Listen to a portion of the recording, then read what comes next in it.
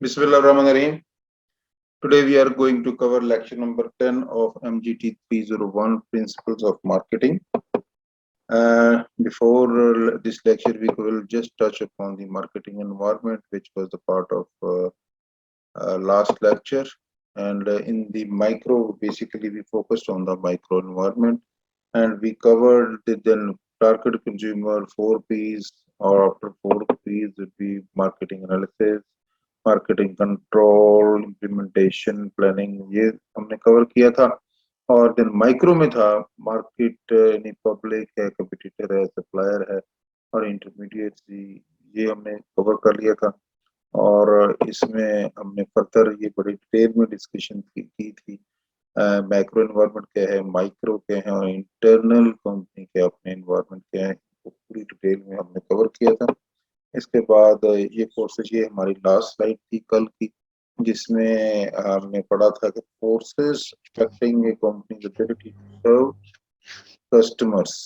ठीक है, forces affecting a company, company की जो एबिलिटी है, सलाहियत है, वो कस्टमर को सर्व करने के लिए कौन सी फोर्सेस हैं। वो फोर्सेस हैं कंपनी के लिए, कंपनी इटसेल्फ है, उसके इनर एनवायरनमेंट है, इंटरनल एनवायरनमेंट है, देन सप्लायर है, इंटरमीडियरीज हैं, कस्टमर्स हैं, कंपटीटर्स हैं और पब्लिक है।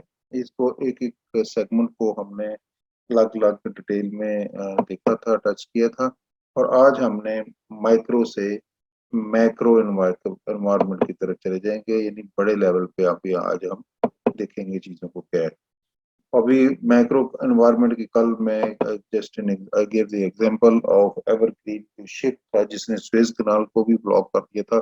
बड़े लेवल के जो एनवायरनमेंट थे उसको क्या, उस कंट्री, आप जिस कंट्री में है उसके ऊपर उसका क्या इफेक्ट आ सकता है meaning that bye macro environment का माइक्रो एनवायरनमेंट के ऊपर क्या फर्क आ सकता है, और माइक्रो एनवायरनमेंट का देन ऑन योर कंपनी क्या फर्क आ सकता है, देन कंपनी का एक इंडिविजुअल के ऊपर क्या फर्क आ सकता है। इसकी एग्जांपल्स ये भी है कि दुनिया में पेट्रोल की या पेट्रोलियम की कीमतें बढ़ती हैं तो एंड यूजर जो है ना, उसके ऊपर भी किसी न किसी शेयर में चीजें महंगी हो जाती हैं और फर्क आ जाता है। लेकिन अगर कम होती हैं तो उतना फर्क पाकिस्तान में नहीं करते या उतना नहीं आता, वो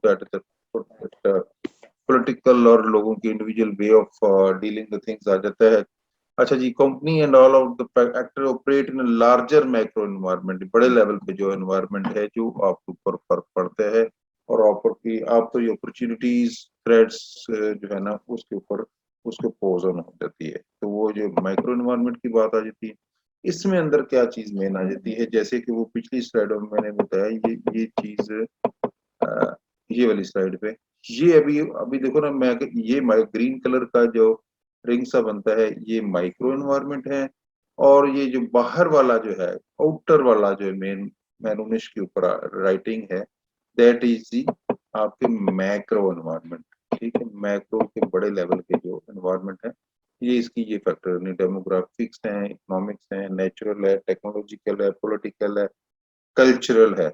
अच्छा, आप लोग में से कोई ना वैसे for the sake of it कोई जो हाफ टाइम होता है ना, थोड़ा सा बता देंगे ना, half of the time 45 minutes में से जब स्टार्ट से लेके थोड़ा सा रिमाइंड करा दी करो। 10 मिनट्स का एक इंडिकेशन आ जाती, लेकिन हाफ का नहीं तो थोड़ी सी प्लानिंग में बेहतर हो जाता बंदा का।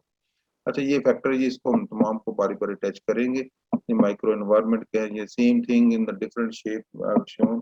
देन अदर कुछ फैक्टर, उसके अलावा भी कुछ फैक्टर हो सकते हैं जो कि जो डीएम है उसके अलावा क्या, इन्फ्लेशन है, डिफ्लेशन है, इंटरेस्ट रेट है, फाइनेंशियल मार्केट है, बिजनेस साइकिल है, पॉलिटिकल स्टेबिलिटी है, ट्रेड बैरियर्स है, एम्प्लॉयमेंट है, स्पेंडिंग्स हैबिट्स हैं, सर्विंग एन एनवायरनमेंट है। स्पेंडिंग हैबिट्स में बेसिकली ये चीज आई थी कि कई लोग होते हैं कि बड़े चूजी होते हैं चीजों को करने में, तो कई नहीं होते। ठीक है, स्पेंडिंग हैबिट, स्पेंडिंग, आप देखो ना, कोई लोग होते हैं कि अपनी जो चीज होती है उस सेविंग के ऊपर वो फोकस कर रहे होते हैं, कि जो चीज आपकी इनकम है उस इनकम में से कुछ आप सेव कर लेते हैं, कुछ इन्वेस्ट कर लेते हैं, बाकी आप यूज कर लेते हैं। लेकिन कुछ ऐसे लोग भी हो सकते हैं जिसमें कहते हैं बड़े ये याश प्रस्त हैं, प्लान है, पैसा आया तो उड़ा देते हैं, जब मुश्किल वक्त आए तो फिर वो परेशान हो जाते हैं। तो वो लोग जो है ना, उनकी ऐसे हैबिट वाले लोग भी हो सकते हैं। ठीक है जी। तो डिफरेंट किस्म के लोगों का एप्टीट्यूड डिफरेंट हो सकता है। अभी जैसे क्लास में टीचर, अगर 100 स्टूडेंट बैठे हुए टीचर है, तो तमाम लोगों का 50 के 50 100 स्टूडेंट्स हैं, उनका बिहेवियर डिफरेंट हो सकता है, उनका इंटरेस्ट लेवल डिफरेंट हो सकता है। क्लास में बैठे हुए हैं, अगर को एजुकेशन है तो बॉयज गर्ल्स बैठे हैं, you can all mature people and understand कि तमाम का क्या माइंड सेट भी डिफरेंट हो सकता है, कि उनको पढ़ाई के बजाय दाएं बाएं मोबाइल आए, उनका जेन उधर भी डिस्ट्रीब्यूट हो सकता है। तो जब ऑनलाइन क्लासेस यूजुअली में वन ऑन वन क्लासेस होती हैं फेस टू फेस, तो उसमें I try to maintain the eye contact with everybody. I contact उससे क्या होता है कि डिस्ट्रॉक्शन नहीं होती, बंदे का माइंड दाएं बाएं नहीं जाता है, उनके मोबाइल को साइलेंट पे लगाएं, put in their bag, put in their pockets, तो एक चीज तो वो जो आउट हो गई, ठीक है। और सिटिंग अरेंजमेंट बंदा इसलिए ऐसे करे कि बंदा का आई कांटेक्ट सब कर रहे और दाएं बाएं उसका आई कांटेक्ट ना आए। डेफिनेटली अगर कोई दाएं बाएं देखेगा तो वो ऑटो हाईलाइट हो जाता है, वे आपको ना जो इंस्ट्रक्टर बैठे भी इसलिए आते हैं या उसकी स्टैंडिंग में, ताकि सबके साथ उसका आई कांटेक्ट है, वो सिर्फ स्क्रीन की तरफ देखें या आपकी तरफ देखें, आपस में बातचीत ना करें। तो ये बिहेवियर जो है ना क्लास का, हर इंडिविजुअल वो मैटर भी करता है, क्लास का माहौल भी मैटर करता है। और इंडिविजुअल जिस अंदर ज़हनी तौर पे जिस तरह का उसका ज़हन है, माइंड सेट है, उसी लिहाज से उसको यानी इनपुट, थ्रूपुट और आउटपुट, जिस तरह की इनपुट होगी उस तरह की चीज प्रोसेस होगी, और देन उसी तरह के फिर आउटपुट आपको सामने आ जाएगा। ठीक है ना, यूजुअली ऐसे ऑन ग्राउंड भी ऐसे ही होता है ना, कि इनपुट आउटपुट और थ्रूपुट का सिस्टम इसी तरह ही चलता है कि स्टूडेंट्स उम्र नहीं अच्छा जी, ये समझ आ गई जी। अब अदर एनवायरनमेंट का क्या फर्क पड़ता है, क्लास की मैं एक एग्जांपल दी थी। ये जस्ट अब एक अपडेटेड टुडे पॉपुलेशन पाकिस्तान दुनिया की है, कोरोना वायरस का ये है। उसके बाद अगली स्लाइड में और दिखा देंगे कि ये भी मैक्रो एनवायरनमेंट्स हैं कि कोरोना का कितना फैक्टर इफेक्ट आ सकता है। 146, ये आज की 1 घंटा पहले का डेटा है दुनिया का, 146 मिलियन पीपल कोरोना वायरस के अफेक्टेड हुए हैं, और 30 मिलियन जो है उनकी डेथ हुई है, और कवर 124 कवर हुए हैं, और 0.4 जो है ना क्रिटिकल है। डेमोग्राफिक में क्या क्या चीजें हैं, मैंने आपको बता दें कौन कौन सी चीजें जो है ना, हम एक एक चैप्टर चीज को पढ़ेंगे आज के माइक्रो में। यानी जो demographic was at the top of the list. और इसमें क्या आता है डेमोग्राफी में, demography is the study of human population. ठीक है ना, अगर हम अक्सर लफ्ज सुनते हैं लेकिन हम उसके ऊपर इतना ध्यान नहीं देते कि व्हाट इज दैट डेमोक्रेसी, हम ब्लैंक हो जाते हैं ज़हनी तौर पे। एक मैं आपको चीज पहले भी बताता हूँ कि जो कॉन्फिडेंस है, confidence is directly proportionate to the knowledge you have. ऐसे ही है ना, एक्चुअली ऑन ग्राउंड ऐसे ही होता है ना। आप कहते हैं फलां स्टूडेंट बड़ा कॉन्फिडेंट है, जो क्लास में बड़ा एक्टिव है, पेपर में भी बड़ा एक्टिव होता है, बातचीत में बड़ा एक्टिव है। क्यों एक्टिव है? because he or she has the knowledge about that particular topic which is being discussed। ठीक है। नॉलेज कैसे आता है? नॉलेज उस वक्त ही आएगा जब आप नॉलेज हासिल करने के मीन्स यूज करते हैं, तरीकाकार यूज करते हैं। अभी फर्ज किया ऑनलाइन क्लास स्टार्ट हुई है, लोगों ने अपना ऑनलाइन हुए, और उसके बाद जो है ना, हो सकता है कोई खवातीन घर में है, कोई बाकी मामलात में बिजी हो गई, कोई फर्ज के मैरिड है, हो सकता है बच्चे को लॉक आफ्टर शुरू हो रहे। अगर आज तो कल तो रोजे हैं, खाने पीने चाय पकाने में शुरू हो गई। या कोई जो मेल लड़के अक्सर अजी लेटे हैं जी, बेड पे लेट के क्लास ले रहे हैं, पता लगी आंख लग गई, क्लास का टाइम बीच में इसी तरह सुन लिए, बस सुन लिए, सोए सोए आपने ख्वाबों में क्लास सुन रही, फिर कहेगा जी मैंने ख्वाब में सुना था कि यार डेमोग्राफी क्या होती है, मुझे जेहन में नहीं आ रहा, ख्वाब मेरे से जेहन से निकल गया। तो वो फिर चीजें, वो इनपुट थ्रूपुट आउटपुट तो फिर उसी तरह ही होगा ना। आपके अंदर रिटेंशन पावर तो उसी तरह ही आ सकती है कि जिस तरह है ऊपर। ये कुछ मेन चीजें जो मैं आपको बताना चाह रहा था कि डेमोग्राफी के size, density, location, age, sex, race, occupation है, अदर कोई भी इससे रेलेवेंट स्टैटिस्टिक्स, पॉपुलेशन से स्टैटिस्टिक्स रेलेवेंट है, वो इसके अंदर शामिल होते हैं। Population, the number, the population a dynamic field, they have a significant change in the birth rate and growth rate। अभी ये करंट वर्ल्ड पॉपुलेशन नीचे दी हुई है, तो अभी मैं नेक्स्ट स्लाइड में भी आपको दूंगा क्या ह्यूमन पॉपुलेशन ग्रोथ, ये डिफरेंट एजेस में डिफरेंट ये ग्रोथ रेट दी हुई है कि कितनी वर्ल्ड पॉपुलेशन बिलियंस में है, ठीक है, बिलियंस में ये पॉपुलेशन है। अभी ये 1950s में आप देख लें कि आपका जो डेटा कितना शो कर रहा है, ओनली 1 बिलियन पर इस तरह, और अभी 17 में आप इधर तक ये डेटा शो कर रहा है। तो इस तरह चेंजेस आती रहती है और उस पे मैयर्स आप लेते हैं, यूनाइटेड नेशन पॉपुलेशन प्रोजेक्शंस, और ये डिफरेंट किस्म की उन्होंने प्रोजेक्शन दी हुई है कि कितनी पॉपुलेशन 21 में ये कितनी पॉपुलेशन हो जाएगी। कि ये पॉपुलेशन का आप उसके बेसिकली इन प्रोजेक्शंस का या ट्रेंड एनालिसिस का फायदा ये होता है कि देन आप देखते हैं कि इनको जो पॉपुलेशन को, वैसे तो ठीक है जी, पॉपुलेशन इंक्रीज होती रहे किसी मुल्क की, किसी कंट्री की, किसी फैमिली की, कुछ भी है, लेकिन जो मेन चीज देखने वाली होती है, क्या उनको फीड करने के लिए जो जराए हैं दोज आर अवेलेबल और नॉट। वर्ल्ड लेवल पे भी आप देखें कि आप फर्ज किया गंदम खाने वाले लोग हैं, कुछ चावल खाने वाले जो मेन लोग होते हैं, दोनों मेन कैटेगरीज में ये लोग आ जाते हैं। तो उतनी जितनी पॉपुलेशन इंक्रीज हो रही है, क्या आपकी फार्मिंग भी और उसके आगे गंदम और या चावल भी उतने पैदा इंक्रीज हो रहे हैं मंथली बेसिस पे या एनुअल बेसिस के, नहीं हो रही। मीनिंग देयर बाय कि आपको फूड की उतनी अरेंजमेंट पूरी करने के बंदोबस्त है कि नहीं है।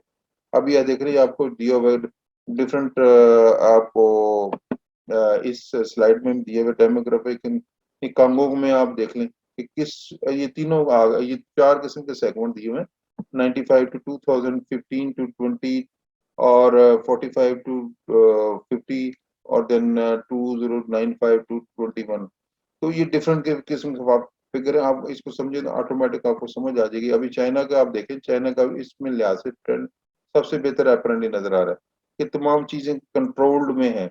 और लेकिन इसमें आप देखें, कांगो में आप आ जाएं कि आपका 2020 में उसका कितना ज्यादा आगे उसका निकल गई पॉपुलेशन का, और जो 21 में अभी दूसरे जो, लेकिन बाद में उसकी कंट्रोल में आ गई, तो उसके खाना जंगी वगैरह उधर हुई थी। तो ये पॉपुलेशन वगैरह आप देखेंगे सारा कुछ है। ये डेमोग्राफिक ट्रेंड्स में आप देख लें कि 2020 में क्या आपका ग्रोथ रेट है। ग्रोथ रेट ये है, आगे की स्लाइड में चलो मैं आपको डिटेल में बता दूं, हर साल में ये चेंज होता है, हर साल में भी चेंज होता है, इवन डेली मंथली और विद इन अ सेकंड भी ये चेंज। ये वर्ल्ड पॉपुलेशन है, ये वर्ल्ड पॉपुलेशन 1 घंटा पहले का ये डेटा है कि ये world population birth this year, birth today. अब ये जैसे कि ये कितना डेटा हो गया, 1,33,535 जो है ना आज ये ग्रोथ है ऑफ किड्स, और डेथ ऑफ दिस ईयर इतनी है और डेथ टुडे इतनी है। अभी कंपैरिजन करने वाली बात जो है ना, बेसिकली थोड़ी सी इंटरेस्टिंग चीज ये आ जाती है। इंटरेस्टिंग चीज ये है कि ये डेथ है और ये बर्थ है, ठीक है। अभी जो ग्रोथ है कि इन दोनों का डिफरेंस, अब डिफरेंस निकाल लें कि आपके ये 1,33,000 आपकी बर्थ हुई है और डेथ हुई है 56,000, ठीक है। तकरीबन 1.5% का ये डिफरेंस है, और दोनों को जो डिफरेंस है, दोनों का नेट इफेक्ट है, ये तकरीबन इतना आता है नेट इफेक्ट टुडे। 77,000 जो है ना पॉपुलेशन आज की डेट में इंक्रीज हो गई है दुनिया में, ठीक है। अभी असूलन अभी ये figure, it's a very important and alarming figure also. अभी इस फिगर को अगर देखें, क्या इन लोगों को फीड करने की अरेंजमेंट्स भी उतनी इंक्रीज हुई है कि नहीं हुई। अगर तो इनको फीड करने की, क्योंकि जो जमीन बन गई अल्लाह ताला ने बना दी शुरू में, जमीन तो उतनी है। आल्दो जो जिसके ऊपर फार्मिंग हो रही है वो बीच में अनकल्टिवेटेड लैंड बहुत सी होती है दुनिया में, और पाकिस्तान में भी है कि जो डेजर्ट की फॉर्म में कोई अनयूज्ड लैंड किसी न किसी वजह से हो सकती है, तो वो आस्ता आस्ता उसको बेहतर करने की, उसको यूज करने की कोशिश कर रहे होते हैं, मुसलसल एफर्ट चल रही होती है, लोगों को अलॉट कर देते हैं ताकि वो लोग जो है ना उस जमीन को आबाद करें, उधर फसल उगानी शुरू कर दें। लेकिन अभी मसला सिर्फ यही आ रहा है कि जितनी फूड की रिक्वायरमेंट है, फूड की रिक्वायरमेंट का रेशियो कंपैरेटिवली कम होता जा रहा है, और पॉपुलेशन डेली इवन बेसिस पे इतनी इंक्रीज हो रही है। अब यू गॉट द पॉइंट। ये ईयर का डेटा आ गया कि दिस ईयर का ये डेटा, ये ग्रोथ 1 साल में इतनी हो गई है आपकी पर 25 मिलियन एक साल के अंदर उसकी ग्रोथ हो गई।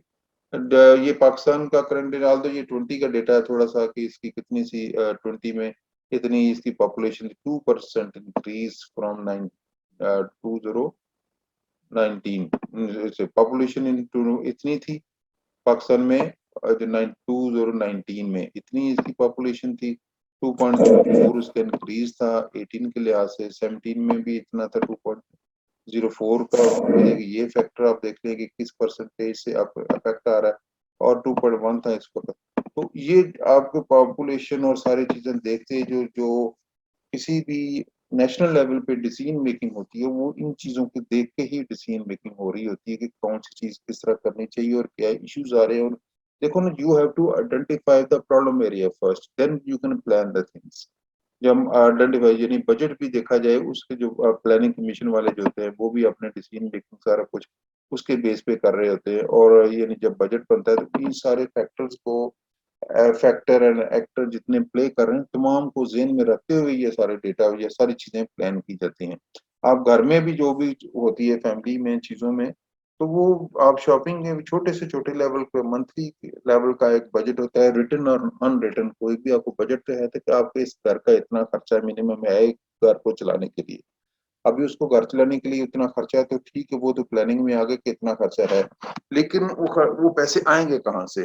कि अगर किसी की जॉब है, कोई बिजनेस है, या कोई भी आपको पैसे आ रहे हैं, फिर तो गुड अनफ। अगर उसमें प्रॉब्लम है तो then there is a budget deficit, वो कहाँ से पूरा होगा?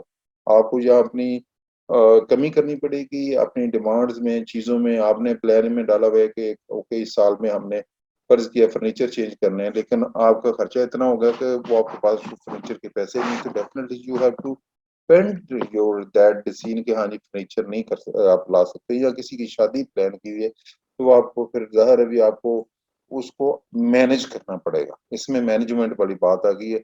अगर फर्ज किया कहते हैं कि जी 4 मिलियन रुपीज चाहिए किसी एक शादी के फंक्शन के लिए, लेकिन आपके पास उतने नहीं है, तो then you have to manage के 4 मिलियन नहीं है, अभी 3 मिलियन है, तो 3 मिलियन के अंदर सारी चीजें मैनेज करनी है।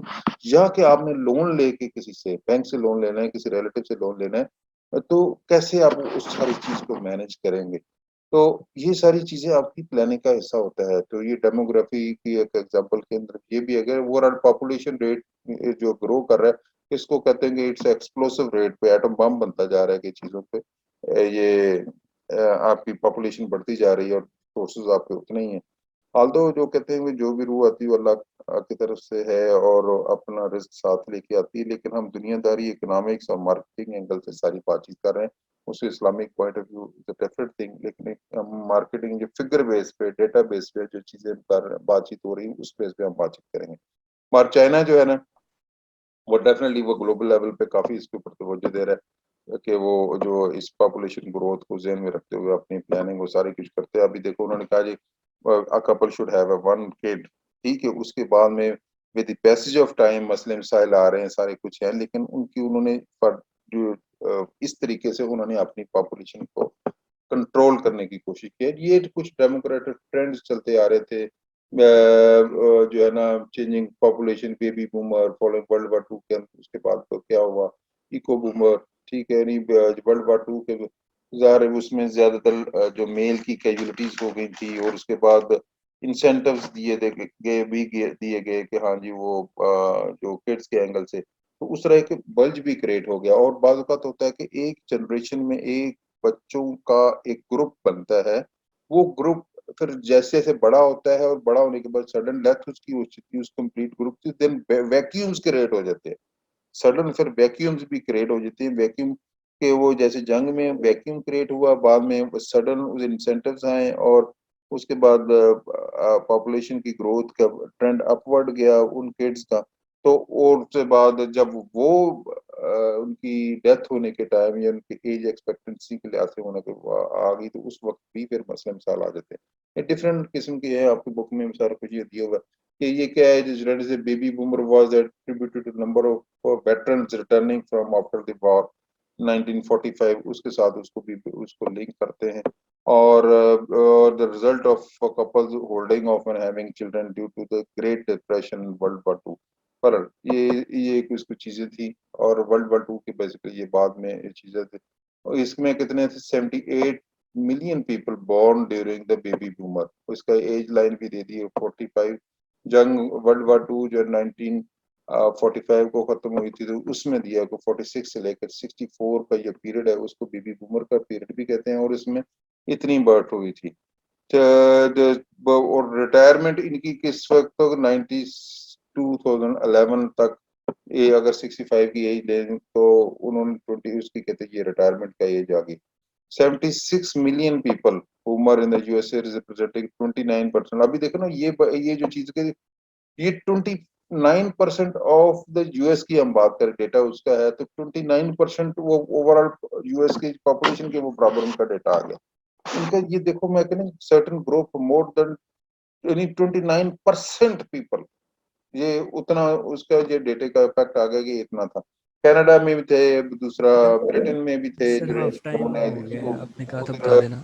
में इनको बल्ज कहते थे, ठीक है, बूमीज कहते थे कनाडा में। तो इसमें 6 मिलियन पीपल रिजाइड करते थे। इट्स जस्ट अ फन और इंटरेस्टिंग चीज है कि ये अब कैसे इसका इफेक्ट कोई होता है कि एक जनरेशन है। फिर एक जनरेशन एक्स 1980s तक उसके 45 मिलियन थे। जनरेशन वाई 85 से 96 तक 72 मिलियन थे।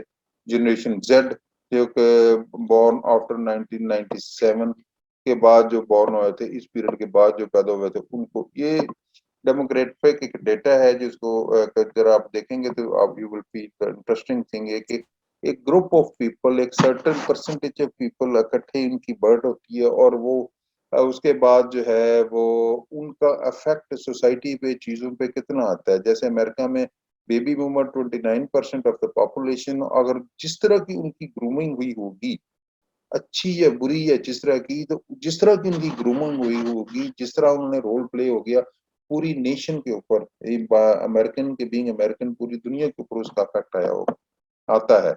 एनवायरमेंट में आगे आगे changing age structure of the population है। अभी एज सेक्टर जब मैं एग्जांपल दी थी, एज का उसका फर्क आता है। हाउस होल्ड पैटर्न, खाने पीने चीजों का वो पैटर्न का फर्क आता है। Geography shift in the population automatically shift हो गया। बेटर एजुकेटेड वाइट कॉलर, ये हो सकता है कि रेंज की डाइवर्सिटी, मुख्तलिफ किस्म की चीजें आ सकती हैं उनके अंदर।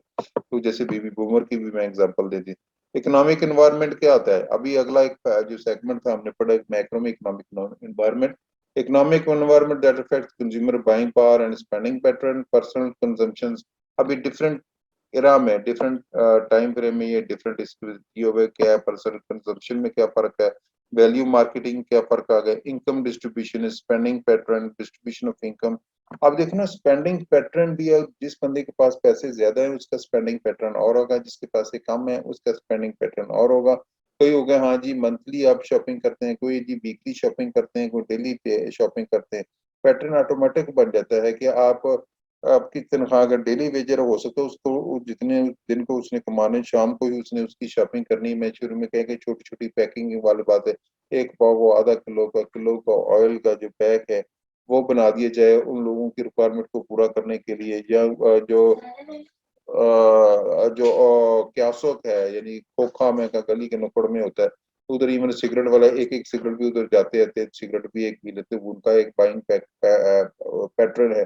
जिनके पास पैसे था वो कहनी पूरे का पूरा कॉटन है जी, 10 वाला ये 20 डब्बियों का पक्का पैकेट, अगर स्मोकर है तो वो ही उसको खरीदेगा।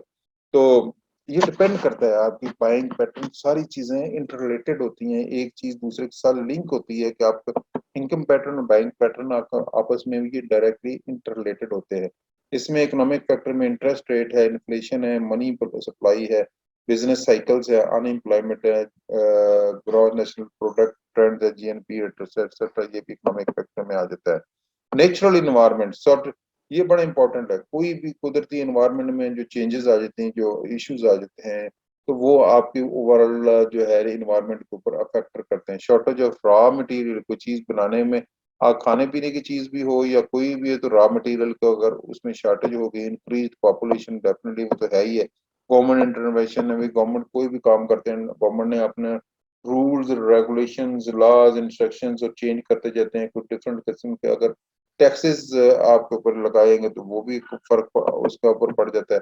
Natural environment input by the marketing or they are affected by marketing activity, shortage of raw material, ये मैंने चीजें बता दी हैं, उसको डिटेल में सारी चीजें आ जाती है। तो एक सेकंड, अच्छा तो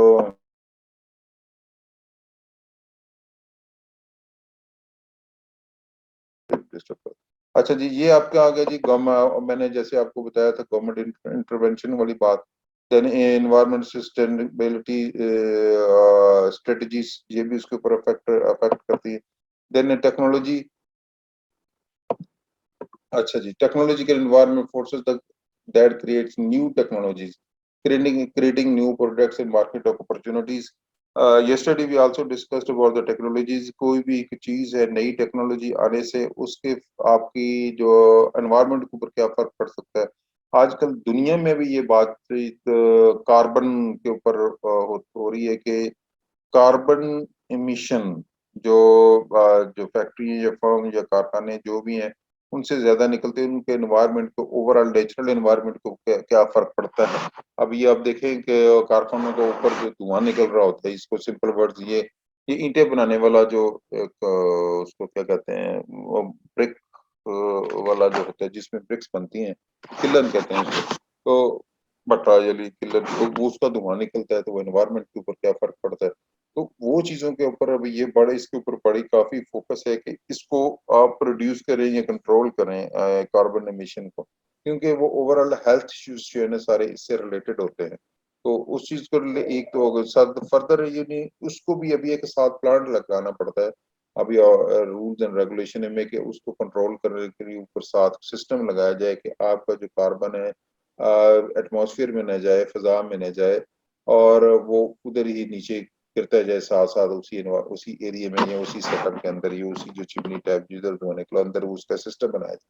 तो वो टेक्नोलॉजीज जो है ना वो ओवरऑल चीजों को, इन्वायरमेंट को शेप करती है। जैसे फोग है, स्मोग है, अभी लाहौर में इन particular, Lahore Gujarat general area में खासतौर पे ये बेल्ट बनती है। तो उसमें भी कहते हैं हाँ जी, गवर्नमेंट फिर रूल ले आती है कि उस स्मोक के टाइम फ्रेम में ये भट्टे जो किलन जो है उनको बंद कर दिया जाए। तो जब वो करेंगे तो ज़ाहिर उसका फिर वो ज़ाहिर जो भट्टे वाले जो किलन चलाते हैं उनकी इकोनॉमी को तो फर्क आएगा, लेकिन एक एनवायरनमेंट की बेहतरी वाली चांस है। टेक्नोलॉजी में आगे फास्टर पेस ऑफ टेक्नोलॉजी जो चेंजेस चेंजेस जो कि अपना पेस रखता है वो कामयाब है, जो नहीं रखेगा तो उसके लिए प्रॉब्लम हो जाती है। Main problem to make your product absolute, जब अभी ये कि टेक्नोलॉजी भी आती है कि जो आपकी हो सकती है प्रोडक्ट ही एब्सोल्यूट हो जाए। आपका जो पहले मोबाइल जो टाइपराइटर की एक नॉर्मल हम कॉमन एग्जांपल देते हैं, तो वो बिल्कुल खत्म होने वाली बात हो जाएगी जब आगे कोडेक ने अगर अपने आप को डिजिटलाइज टाइमली नहीं सीख किसी किए तो दे लेफ्ट बिहाइंड। जो सैमसंग ने अपने आप को जल्दी डिजिटलाइज किया, पहले सैमसंग इतना ज्यादा मशहूर नहीं था, लेकिन आस्ता आस्ता अभी सैमसंग ने bulk of the market share जो है सैमसंग के पास चली गई है। जो पहले नोकिया वगैरह शुरू में मोबाइल टेक्नोलॉजी में सबसे आगे थे, अभी वो नोकिया का नाम ही आस्ता आस्ता लोग भूल गए हैं कि नोकिया भी के मोबाइल होते थे। तो ये चीज होती है कि आप नई टेक्नोलॉजी के साथ कैसे कैसे अपने आप को चलाते हैं और फोकस करते हैं। फोकस कम गवर्नमेंट रिसर्च, उसमें क्या है, रेट ऑफ टेक्नोलॉजी ट्रांसफर है, मटेरियल डेवलपमेंट टेक्नोलॉजीज, उसमें जो भी दुनिया में है वो सारी उसको अपने साथ ऑन बोर्ड होना पड़ता है। Political environment, law, government agency pressure proof that influencer और लिमिट मार्केटिंग सेक्शन को जो भी इसको करते हैं। पब्लिक पॉलिसी कोई भी बनाई जाती है उसका आपके किस तरह का फर्क पड़ता है बिजनेसेस के ऊपर, और उस डायरल की चीजों एनवायरमेंट्स के ऊपर क्या फर्क पड़ता है, बिजनेस एनवायरमेंट के ऊपर क्या फर्क पड़ता है। बेसिकली एक तो नेचुरल एनवायरमेंट है, बिजनेस एनवायरमेंट का हर चीज का उसके ऊपर फर्क पड़ता है। एक होता है GIDC, एक गवर्नमेंट ने लगाया था कुछ 7-8 साल पहले की बात है। तो ये जितने भी फर्टिलाइजर और जो मेन फर्टिलाइजर के और जो मेन बड़ी बड़ी कंपनी की को जित गैस इंफ्रास्ट्रक्चर सिस, यानी ये था कि गैस बाहर मंगवाएंगे पाइपलाइन के जरिए, तो पैसे इकट्ठे करें और जो है ना उससे वो पाइपलाइन लगाई जाएगी। वो तो लगी ना, लेकिन वो उनसे लेते रहे। उसका काफी इशू चलता रहा कि फैक्ट्रियों ने जो मिल ओनर थे, जो फैक्ट्रियां थी, उनसे भी लेते रहे। वो आगे किसानों से वही सेम पैसे किसानों से लेते रहे। तो ये नेशनल लेवल पे भी काफी इश्यू चलता रहा है, वो उस पर क्या है, कुछ लेते रहे कुछ नहीं लेते रहे, नए कारखानों पे डिफरेंट किस्म का था, पुराने कारखानों पे डिफरेंट किस्म का था। तो वो एक काफी एक इशू था, उसको सुप्रीम कोर्ट में केसेस उनके चलते रहे। तो अल्टीमेटली जो था वो चीजें अभी गवर्नमेंट ने डिसीजन किया गया जी अब रिकवर करें फैक्ट्री वालों से, क्योंकि उन्होंने किसानों से पैसे ले लिए। एनीवेज व्हाट्सएवर, ये किसी के लीगल इम्प्लीकेशंस और उनका क्या फर्क पड़ता है, तो ये भी चीज देखने की law, new laws and their enforcement will continue for increase the emphasis on ethics and social responsibility. Corporate social responsibility, कल मैंने काफी डिटेल में बताया था कि 1% of the profit has to be spent on the locals of that particular area, जिधर उनका कारखाना या फर्म या फैक्ट्री लगी हुई है या प्लांट लगा होता है। डू द राइट थिंग, अभी ये बड़ी इंपॉर्टेंट, ठीक है, डू द राइट थिंग्स, ठीक है, जो भी काम करें वो ठीक करें गवर्नमेंट रेगुलेशन के साथ, जो भी उसकी requirement. Boom in e-commerce and internet marketing has created new set of social and ethical issues. अभी हम समझते हैं इंटरनेट की वजह से आप अपने आप को इम्प्रूव भी कर सकते हैं, आप अपने मेंटली जो है ना, मॉरली कुछ चीजों को अपने नेगेटिव साइड पे भी जा सकते हैं। It is depends upon the individual, वो उसको किस तरह से यूज कर सकता है या करता है। अभी अब ये लेस यूज के we are earning, we are क्या नाम है, लर्निंग फ्रॉम ईच अदर, उसमें एक दूसरे से सीखते हैं। अब मैं आपको पढ़ा रहा हूँ, आप सीख रहे हैं, तो आप ये घर बैठे कंफर्टेबल एनवायरनमेंट में आप लोग जो है ना मेरा लेक्चर ले रहे हैं। अगर आपको फेस टू फेस कैंपस में आना पड़ता तो डेफिनेटली आपको फिर एक डिफरेंट किसी के साथ एफर्ट करनी पड़ती। घर से आपकी एक लेक्चर 45 मिनट्स के लेक्चर के लिए हो सकता है आपको 3 घंटे का पैकेज ऑफ टाइम को आपको स्पेंड करना पड़ता। तो ये पॉलिटिकल लीगल इश्यूज में taxation, monopoly control, environment protection, employment law, environment, foreign trade agreement, stability, ये भी डिफरेंट किस्म के आते हैं। कल्चरल में आए, cultural and one forces that affect society, basic values, perceptions, preferences and ये अभी कपड़े हैं, अभी पाकिस्तान में या किसी रिलीजियस एरिया में मुसलमानों के एंगल से देखते हैं, तो मैं कल एक एग्जांपल जस्ट दी थी कि इधर अगर बिजनेस भी ऐसा ही होगा ना, जो इधर लोग इस तरह की चीजें यूज करते हैं, लेकिन आउट ऑफ कॉन्टेस्ट इधर कोई लोग बंदा को नजर आएंगे तो सारे उसको बड़े हैरानगी से आइसोलेट वो बंदा फील करेगा और वो इसको देखेंगे। Just an for some understanding the example of, जैसे कि खातून आती है इधर मिनी स्कर्ट पहन के पहनी, तो वो लोगों के लिए एक मिसफिट चीज हो जाएगी। अगर यही यूरोप में जाके कोई चीज जिधर लोग वो सेम ड्रेस पहनते हैं, उधर इधर अगर चौगा या कोई चीज पहनेंगे उसको देखेंगे यार हुज ही, यार हुज ही, इस तरह करके। तो वो दोनों चीज, सेम बंदा है, सेम एक्ट किसी अपने इलाके में करेगा तो उसको नो बॉडी विल बादर, लेकिन वो दूसरी जगह ऐसी करेगा तो वो उसका फैक्टर जरूर आएगा। कल्चरल में एक बात ये भी आ सकती है ना कि कोई चीज किसी रिलीजन में वो कहते हैं हाँ जी आप इस्तेमाल करें, किसी में रिलीजन में वो कहते हैं यस आपको ऑथराइज ही नहीं, आप उस रिलीजन में ऑथराइज नहीं होती वो चीज के। अभी गोश्त के एंगल से, पिग के गोश्त के एंगल से आए थे, वो किसी रिलीजन में है किसी में नहीं है। फिर core value belief are passed on from parents to the core value, जो आप बच्चे, माँ जो बच्चों को जो कुछ सिखाती है वो कोर वैल्यूज जो वो होती है स्कूल के अंदर, चर्च, बिजनेस, जो भी है। सेकेंडरी में believe that value are more open to change, जिसमें चेंजेस की पॉसिबिलिटी हो। तो अभी देखे ना, ये आपकी कोर वैल्यू से सेकेंडरी वैल्यू में शिफ्ट काफी आती जा रही है कि दो दुनिया के साथ चीजें हैं, लोग उस पर आ जाते हैं। इस्लामिक वैल्यूज को भी लोग डिफरेंट तरीके से इंटरप्रेट करते हैं और डिफरेंट तरीके से उसको यूज करते हैं, जिसमें पीपल व्यू ऑफ देमसेल्फ, उनके अपने बारे में व्यू क्या है, people view of others, me society to we society, नहीं मैं से ओवरऑल, सारे ओवरऑल एक इंटरलॉकिंग वाली बात आ जाती है। People's view of society, people view of nature, people view of the universe, दुनिया के बारे में क्या सोचते हैं, नेचर के बारे में क्या सोचते हैं। देन सोशल कल्चरल में एज प्रोफाइल है, सोशल स्टेबिलिटी है, मोबिलिटी है, चेंजेस इन लाइफस्टाइल है, फैमिली कल्चर है, level of education, behaviour, activities, जो है उसके लेजर एक्टिविटीज के, डिस्ट्रीब्यूशन ऑफ इनकम के, पैटर्न और ओनरशिप एटीट्यूड एंड आपका फर्दर वैल्यूज में आ गई। देन ये एक जस्ट एन केस स्टडी जो कि इसकी पेप्सी की है कि कंपनी कि ये इन्वायरमेंट के एंगल से आपने देखना है। ये कंपनी है 1890 में ये बनी थी, ये आपकी अंडरस्टैंडिंग के लिए मैं ये इसको ऐड ऑन की है कि पेप्सी को ये कैसे कैसे वो करती है। कंप्लीट सर्विस की हुई और 1903 में ट्रेडमार्क इसको मिला था। देन इसके जो बाकी इसके ब्रांड्स हैं वो सारी इसके अंदर हैं। इनकॉर्पोरेशन हो गई इन डॉलर्स 1919 में, registered in the North Carolina in 1986। तो ये डिफरेंट टाइम स्पैन में ऑथराइज्ड बोटल्स, उनकी सारी चीजें आ गई, ये कंपनी इटसेल्फ की बात आ गई। देन सप्लायर है hold the plus same standards of integrity.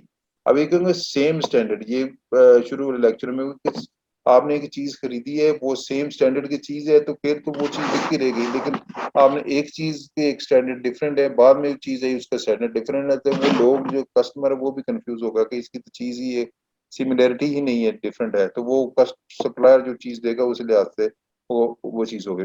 Market intermediate वाले जो दरमियाने लोग हैं वो काम क्या कर सकते हैं। जैसे कल भी एग्जांपल मैंने दी थी कि कंपनी को उन्होंने दिए कि पेप्सी बेचने के लिए आप पूरे फूड चेन को आप ये डिस्ट्रीब्यूट करेंगे अपने प्रोडक्ट को, कोको कोला की वो एग्जांपल में। तो ये आपको DSD provide the greatest recognition और पेप्सी, ये एक डीएसडी एक उनकी फर्म है जो कि इसको डिस्ट्रीब्यूशन करती है। कस्टमर वेयर हाउस फ्रेमवर्क उनका उन्होंने कोऑर्डिनेट किया कि कैसे करते हैं। ये केस स्टडी है, मैं सिर्फ इसलिए इसको टेंशन लेने की जरूरत नहीं, आप पढ़ेंगे ना आपको डिटेल में, तो you will be interested to understand it and interest create होगी आपको, ये पूरे केस स्टडी को इसको आप पढ़ेंगे। Pepsi Cola customer include warehouse, इसमें कस्टमर इसके पेप्सी कोला के कौन से हैं।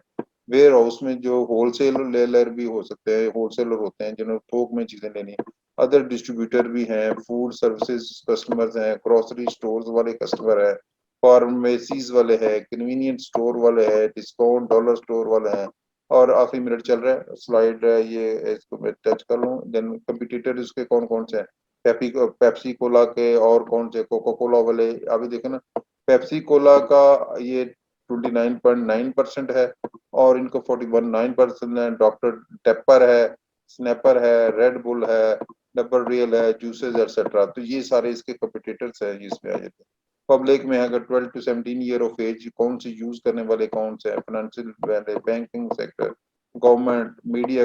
ये हमें कल के लेक्चर में सारी डिटेल में पढ़ दी क्या क्या होता है ये। लेकिन इसके बेसिकली बॉटम लाइन है 12 to 17 में। डेमोग्राफी अगर पूरी दुनिया में ये इसको यूज किया जाता है। इकोनॉमी के ऊपर डेफिनेटली इसका प्रतिशत 3.2 बिलियन की इसकी इकोनॉमी में ये आते हैं। नेचुरल रिसोर्सेज जो यूज करते हैं, टेक्नोलॉजी डिफरेंट की, पॉलिटिकल एनवायरनमेंट उसका फैक्टर रहता है, कल्चरल एनवायरनमेंट।